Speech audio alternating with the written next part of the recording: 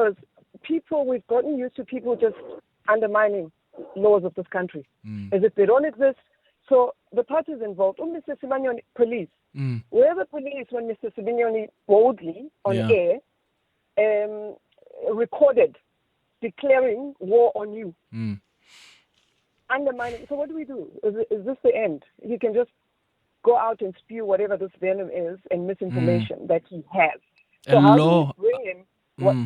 a law unto themselves, Sibongile, you're right. What do we do? And I'm going to send that recording to Rebecca because Rebecca gave us an impression, which is why I told the producers, go get that other person. Because Rebecca comes and says, no, that's not what we do.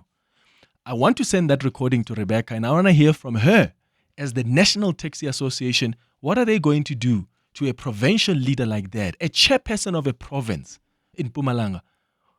I mean, can you imagine what he tells the taxi drivers when they have to go out in the morning to work? With an attitude like that, what does he tell them? To think they own the routes. They think they can control you and what you do with your vehicle. Godfrey, you're in Midrand. Hi. Madimech, Hey, Tada. Mr. Spanioni is exactly what we experienced not yesterday, in 2017, coming out of Delmas on the R50 coming into Centurion. We were on their route. The man who's the taxi owner from Delmas cooperated on the basis of what Mr. Sibanyoni is saying. I even involved the Premier Fraternity in Pretoria to say, these guys are trying to impound our taxi, because we're a group of students coming for Agricultural Research Council here, opposite Denel in Centurion, for practicals in agriculture. So it's not a myth. What that honorable lady was saying to you is actually far from the truth. The truth of the taxi industry, with this safety vest that you and I, reflector jacket, that you and I can buy from Macro or on the corner, they wear those things and they call themselves patrol cars. Yeah. Godfrey in Midrand. Thanks. Let's take another Godfrey, this time in Soweto. Godfrey, hi. Hi, Clement. These guys, I know, are unto themselves. This morning, as I was driving to work along Soweto Highway, by the circle, as you go onto the N17, they were stopping the construction vehicles, construction buggies carrying people that are going to work. They were stopping those guys. So I don't know where we're heading. Yeah. I don't know where we're heading. Listen, I'm going to have the National Police Commissioner, just after 10 o'clock. I want to know, maybe, is there anything that could be done? Surely, this is not a banana republic. You cannot have a taxi association that behaves like thugs, that they think they can take control over your agency and tell you what you must do with your vehicle. That's not a country we want to live in. We cannot be intimidated by that. So what do we do? And I'm hoping that the police have some kind of a plan. Pete, you're in Pretoria. Hi. How's it, Mr. Madimich? Hey, Tada. Sharp man. From what I'm hearing, from what the lady was saying and what's happening on the road, it's a totally different story, bro. I operate in Pretoria. I'm an Uber driver. I see these things each and every day. People are being stopped, and if you are more than 3 in the vehicle, you get told to go and climb a taxi. Well, mind you, somebody 3, we're going to work or we're from work. And then our budget is according to, let's say, if we're paying one person with a petrol to take us to work, and then Lamachita, what they do, they monitor every morning and every afternoon. Like, you will find vehicles being stopped. The people are forcefully asked to get off the vehicle, but and the extortion we're experiencing, Nama taxi monitoring team, Ekas, Mamelodi, fit. Yeah.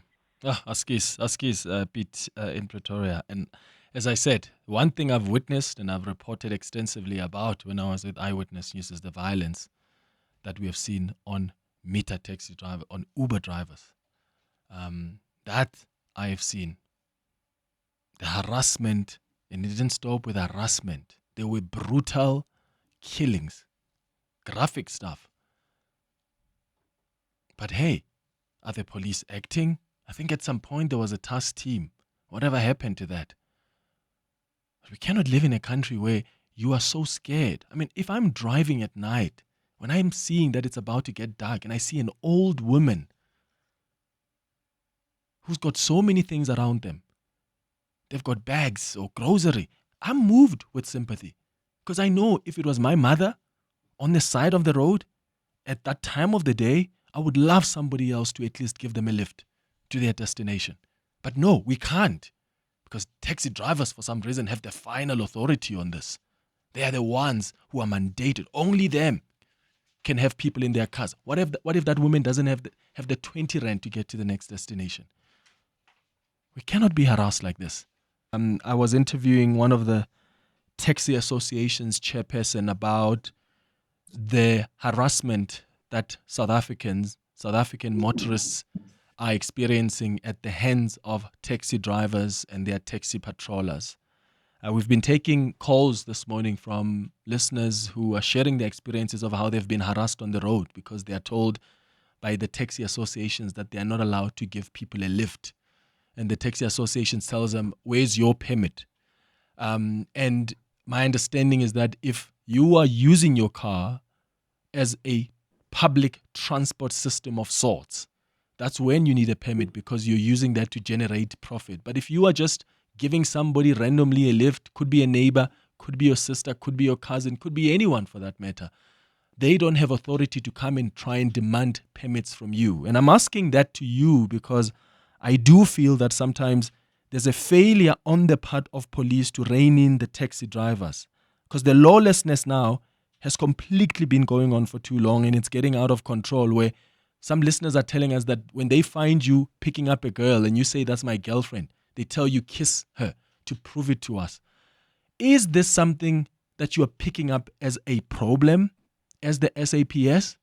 And what are you doing about it? Because I'm told by many listeners that they've raised this issue with the police.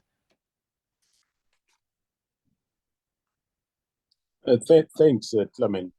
The area where I know somewhere last year we picked up this problem was in Limpopo around Mokopane and your Toronto area, which police and the road traffic inspectorate, they did act in that regard. We are aware that the associations, they have some cars they call patrollers, but those cars, they work only on their own, to their own taxis, but they've got no right whatsoever to stop any other person on a public road.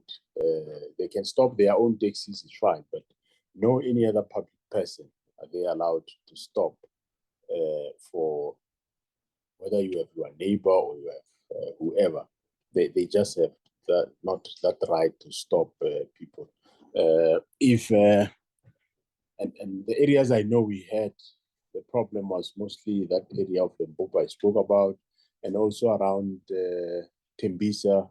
Last year, we even had a team that has to deal with it around Tembisa because it was a problem around malls in Tembisa.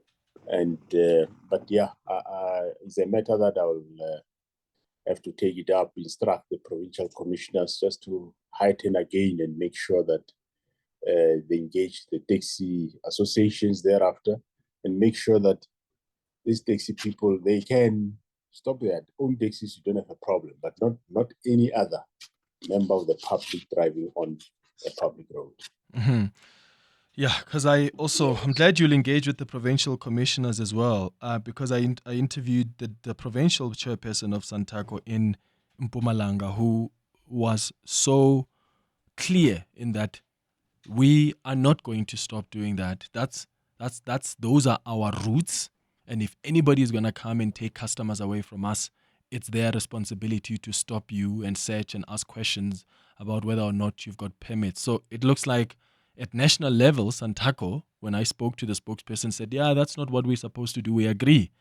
But I knew that's a PR answer because on the ground it's happening, which is why we went to get someone at a provincial level who tells us a different story. Thank you so much for that response. I want us to start out. I'll also engage them. Sorry, please repeat that, Commissioner. I'll also engage them. I'm saying I'll also engage Santaco and the National Taxi Alliance at national level, because that's not how it's supposed to work. Yes, yeah. South Africans are really have been harassed for too long now.